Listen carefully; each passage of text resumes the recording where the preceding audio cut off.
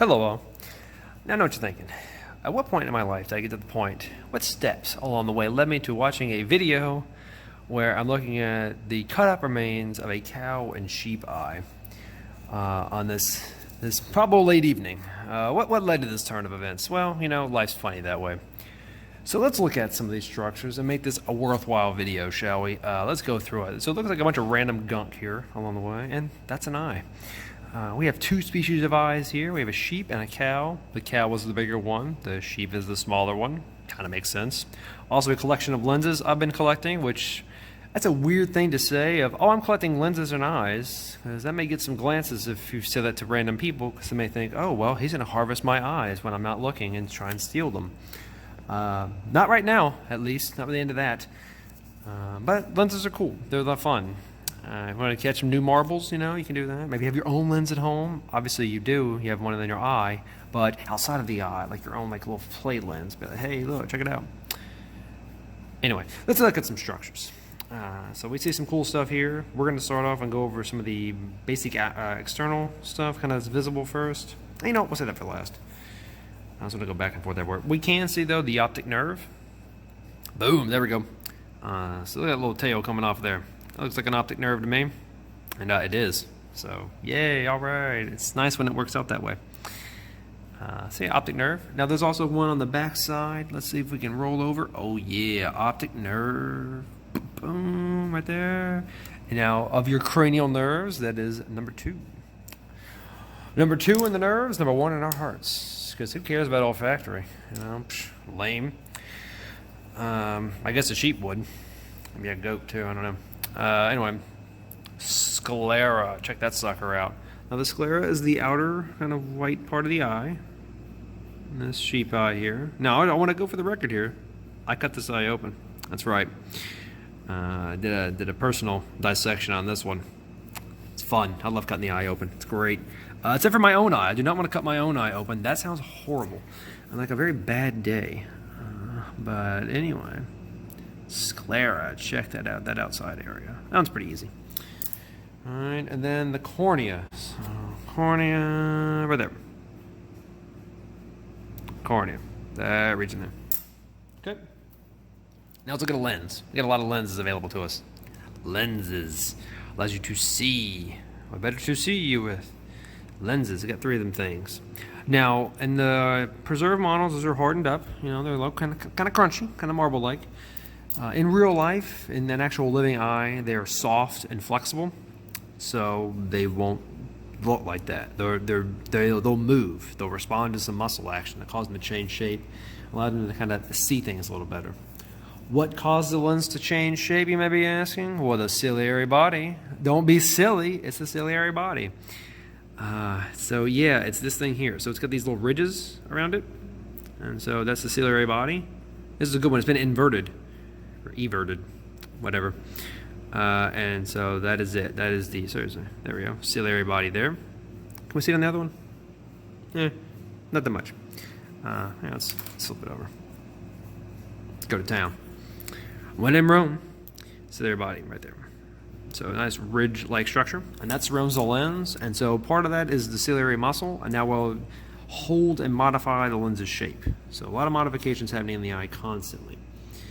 What else we got? We got some good stuff on tap here. Let's see. Let's go with the retina. I like the retina. Retina's cool. Old Aunt Retina, you know, doing its thing again. Now we've got a couple views of the retina here, so we're pretty fortunate here. Count your stars. Look at this. Look at that retina. And so if you look in the back, you see that blue color thing. That's not the retina. Instead, the retina is this brown kind of mushy layer that goes on top of it. So kind of a weird, lax, loose area. That's the retina. So this is the neural cells of the eye, the neural layer. So in that you have your rods and your cones. So see, it's all this color popping here. Well, that's it. On this side, we see another version of the retina, but it's one that's kind of gooped up. And so that is this retina. And so it's the same deal, which is this one's been moved around a bit by the people who actually dissected. This is a donation from a student. Luckily, it's not their actual eye. This is a cow eye. But they did the dissection lab, and it was pretty impressive, so I kept it, and it's part of the video. Retina there. Okay, that's enough of that. Now the retina, you can easily see the optic disc this way, because the retina, the neural layers have to drain and form the optic nerve, so they need to head out. And so when it's kind of hard to see here, but where this area pulls up, so I think it'll be right around there-ish in this area. So around there. It's hard to mess with it. I don't want to mess with it. As it gets my hands dirty, it's a whole thing. But it's there. On this one, you can see a little easier. So that point there, that's your optic disc. I think it's actually spelled with a C. My apologies. I hate the K though. K is a cool letter. So that's why I went with the K. But anyway, that's the part where the neural cells of the retina will leave and they'll head out to form the optic nerve. So, and that's where the blind spot is the optic disc. Okay, what else do we have? Let's see, you might be looking at some of this jelly-like substance. Sounds like an egg, you know, like the little egg thing. Like yolk maybe, something like that. And this is like the other stuff, the whites. Well, this fluid here is the vitreous humor. It looks like water, but no, it's not. If you did the eye dissection in lab this week, and you remember playing with it, definitely does not have a water-like feel to it. It's like a kind of a jello mold to it. It's kind of fun. And it's kind of like Flubber, the movie thing, that weird green thing with Robin Williams in it. Probably nobody saw it. I had it on DVD, or excuse me, VHS. That was before DVD. I think I watched it twice. Some would say that's 2 times too many. But, oh well, I was a kid. We had nothing else to do. This is the vitreous humor right here. Look at that. Vitreous humor. Does it have a sense of humor? No, it doesn't. It's pretty boring. No jokes. And the retina sometimes just falls off just try and get away from it a little bit. But, you know, oh well. You can't always pick who you're stuck with, you know. Choroid. And so if we look down here, that dark black area on the back, that's the choroid. Choroid. So it's very vascular. A lot of blood flow to it. And it has a dark pigment to it to try and absorb some light to prevent like extra refraction in the eye. That's the choroid. Now the eye is probably immediately drawn to a very shiny structure. See it right there in the top right corner? See it over there? That shiny blueness kind of looks like a painting. Perhaps like a Van Gogh painting. Like that Starry Night thing? That's a painting. Underneath the retina here, it's the tapetum lucidum. You can see it much clearer over here. Look at that thing. Oh, so beautiful. Love the tapetum lucidum. It's a great word to say. Tapetum lucidum. We've already had lucidum before with the layer stratum lucidum. So it's a repeat word. And tapetum. No, but anyway. So this is a structure that helps see at night in other animals. Note in humans, we do not have this. How cool would it be? Man, imagine how good your night vision would be. But so other animals can have like a dog, cow, sheep. You know, many of these animals have this. Helps them see at night. It's a very useful structure. It allows for essentially kind of like light to go through the eye again to some of those cells. So like to maximize what light you do get in your environment, that we can actually see a little better.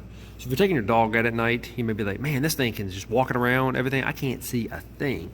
It's because they have that structure and you do not. So in that way, your dog's vision's better than yours. In many other ways, though, it's not. Because dog vision's not that great. Pupil. Pupil's the opening. Now note, it is this. Look at that. Pupil. Pupil. Pupil. Let's see one down here. Pupil. Okay. And then closing this out, the iris. Now, the iris is tricky. That's only the colored part of the eye. That's pretty easy. Oh, but wait. This is an inverted eye on the inside. Where's the iris now? It's right here. This whole thing there. So note, it's not this. This is bad. It's this. So it's the area just towards the inner part of the eye surrounding the pupil. So the iris is, again, something that can change the shape of something. So the ciliary body does that for the lens. The iris does it for the pupil. And so it goes around there. That cute little thing. It's kind of hard to see on this one, but this one's a little more dried out. So it's kind of hard. So let me get in there. Yes, not bad. Okay, so that is the eye. And a little bonus treat. One of the things about these lenses is they're used to, well, reflect light and see images. And so you can actually look through some of these and see some stuff. So let's try it on a piece of paper over here. Shh, don't tell anybody. Whoever uses this piece of paper again. That's actually, these are dried, so they're fine. So you really can't see through that one. That's not that great. Oh, sad day.